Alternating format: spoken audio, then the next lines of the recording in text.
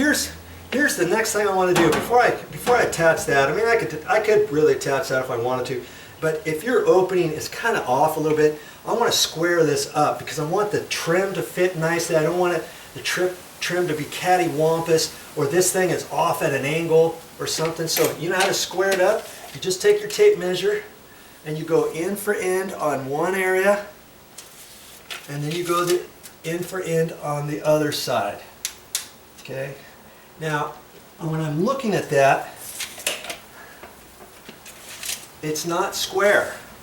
I've got 27 7/8 that way, and I've got 27 1/2, almost 5/8.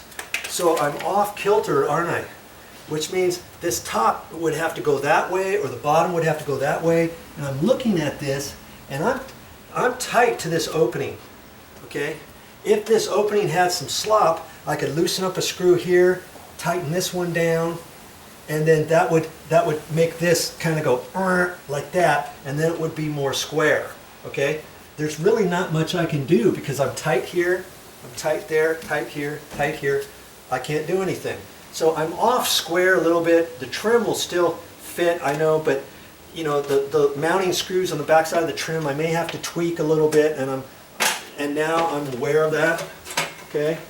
So the next thing I'm going to do is I got to put this screw up. See, this tilts up, so if I get it up too high, I just don't want a bow in here, do I? But the first thing I got to do, I put the screw in all the way so it dimples into here. Even if it's too far. Okay, now I back it back out.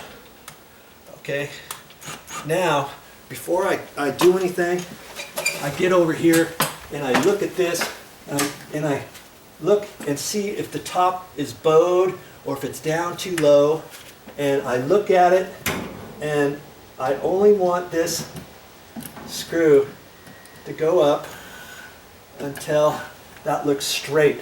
And in fact, it looks straight right there. So I'm going to hold that and just make it so it looks like it's flush. And see, it's still slightly loose, but when I put the caulking on there, when the caulking dries, it's going to tighten up. The last thing you want is this to be bowed way up or down, because then your trim's not going to fit on it properly. The trim has to fit on this, and it's a straight line, okay? So that's where that goes, right there. Now let's get you up here, talking to you about that weather stripping. See this gap right there? There's one on the other side too, and then underneath here there's a little bit. But in reality, after I caulk this, see, you can see sunlight, daylight right there. That's why I have to caulk all the way around here, and so it looks all nicely finished too.